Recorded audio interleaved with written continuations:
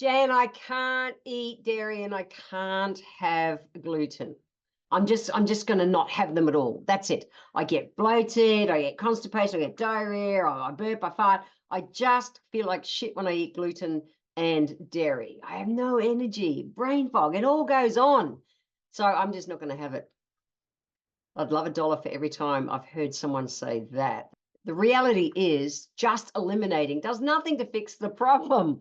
We're in that problem because stress has put the fire out in our gut. Food is stewing instead of digesting. Our gut chemistry, microbiome, and everything is out of balance.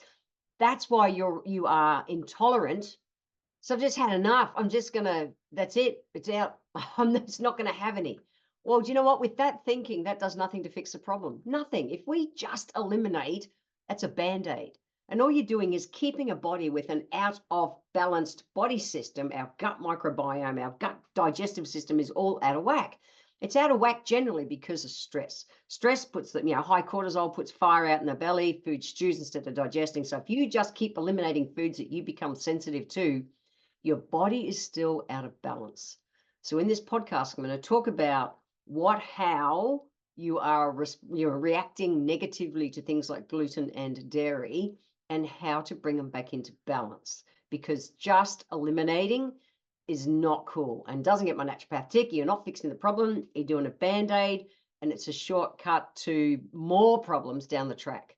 Let's get in and actually rebalance the body chemistry. Much better solution. So what I've seen as a naturopath is that gluten and dairy intolerances are just increasing. And I get that there's serious discomfort for people who are dairy and gluten intolerant. And so they're thinking, I just want the shit out of my life. It's not helping me. It's like, it's terrible. And so the thinking is just get rid of it. The problem is what you're doing is you're absolutely overlooking, you are missing that underlying cause of the sensitivities. So we know that stress, and it can be physical, emotional, mental, environmental, any of those kind of things. Whenever our body is put in survival mode, cortisol rises, puts a fire out in the belly. And I've done lots of podcasts and lessons and things like that on that. But what we know is that when we do that, we set an environment within our bodies to be intolerant to more and more and more foods. Okay, so addressing the root cause of that gut imbalance is looking at the body as a whole versus just eliminating. So, and I get it, if you're that uncomfortable with gluten and dairy, stay away from it at this time, and also be working on your gut chemistry to bring it back into balance. Okay, so let's just dive around that today. So I see everything from skin issues. I see brain fog, mental fatigue, burps, farts, bloating, diarrhea, constipation. I see it all happen with things like dairy and gluten intolerance. And so if we're wanting to get to that thing behind it, the step behind it, we need to understand what's happening in the gut first off. So let's just start. So we know that chronic stress, it's that day-to-day relentless little bites that get us, okay? It's not the big chase down a dinosaur, panic, that's what's going to go on. Nowadays, it's the chronic little bites that get us. It's the kids going, mum, mum, mum. It's the too much traffic. It's the just overwhelm life, all those kind of things. They affect our gut chemistry in such a big way, okay? And what we end up having is we've got gut microbiome, we've got microbiome everywhere through our body, but about 70% of it is actually in our gut, in our large intestine. And so when we're out of balance for too long, imagine a simple visual is we end up getting we kill down our good bacteria, and we end up having too much bad bacteria in relationship to our good bacteria. Okay, so we want to bring this back into balance. Now, this is a really simplified version, but just for you to get that easy visual and understanding why. So we know that stress hormones like cortisol increase our gut, our large intestine permeability. And you might have heard of things like leaky gut. Okay, so it's not that, hey, this is out of balance, let's just take something to bring that back into balance. We need to work on what the cause is behind it. That's what a naturopath does. We're always looking what's going on behind it. Let's fix the cause, not just the symptom. So stress has a part to play in our gut microbiome. It also has a big part to play just in the digestive enzymes. And I've talked about that relentlessly through all the mediums that I use to get messages out there. And when our gut enzymes are low enough for long enough, that's where our body reacts by saying, here, have some more acid to try and help cope with what's going on. And then you start getting things like reflux and stuff. And again, people go, well, I'm just going to eliminate, because my body's not breaking down things like gluten and lactose effectively, I'm just going to go without it. But you've still got a body that's out of whack and out of balance. And long term, if we don't bring that back into balance, we start getting other things going wrong. So we end up in this vicious cycle of stress and gut health. Okay, so stress and gut absolutely work together, and it's kind of like bidirectional. So it's kind of like when we stress out, stress out in our brains, our gut goes out of balance.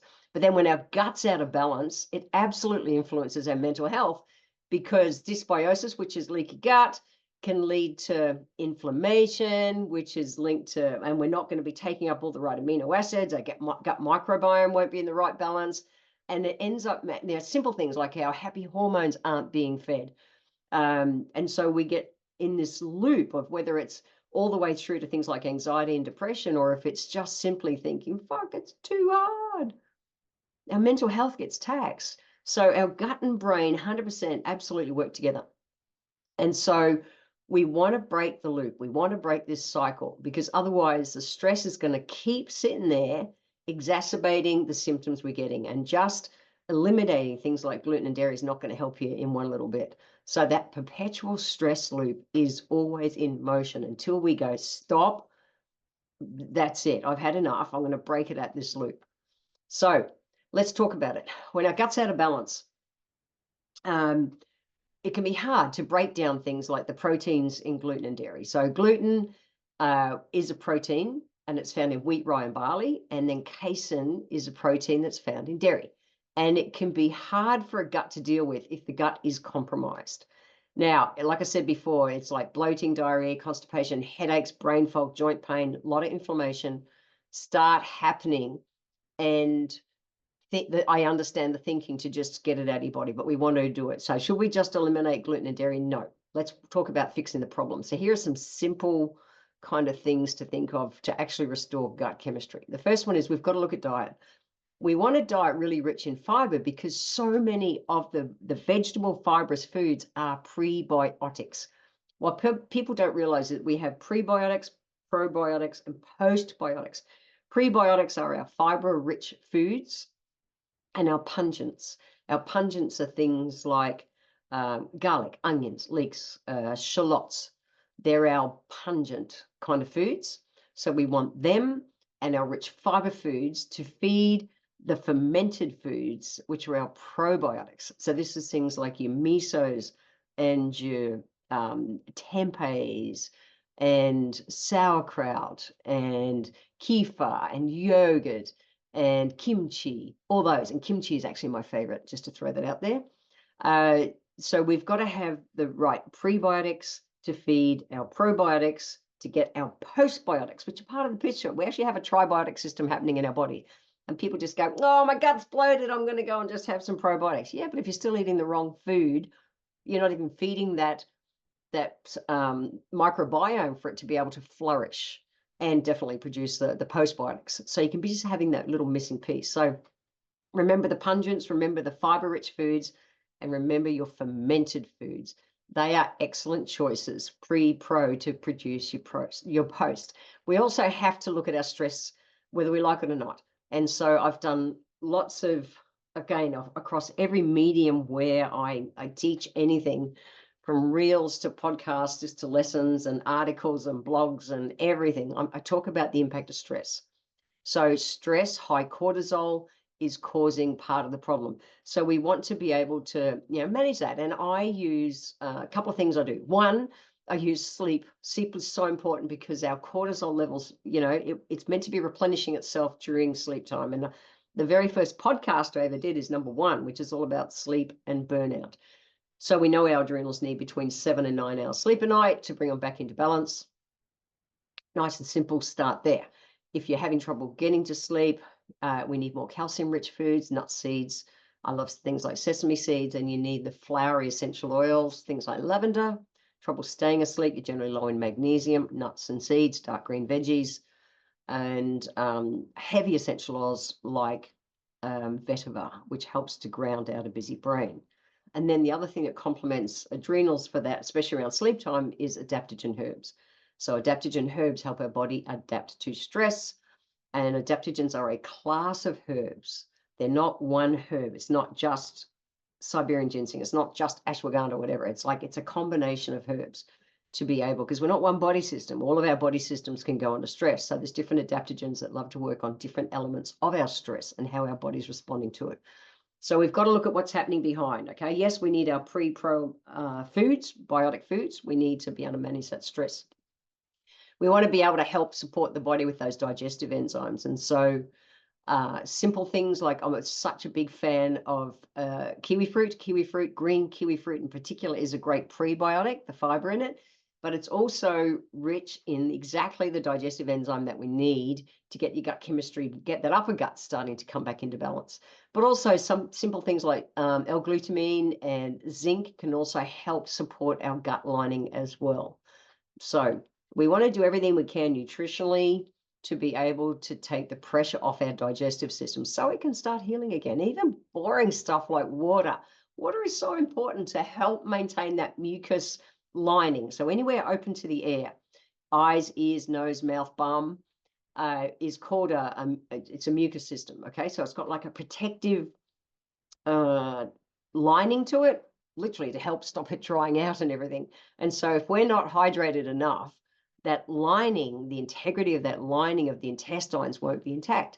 And so making sure you have enough hydration is really important.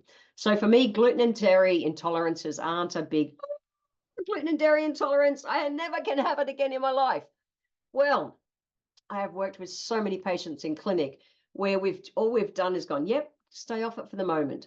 And let's get your gut back into balance. Let's manage your stress and then see what your body's really doing. Now, your body runs a blood cycle that is 3 months.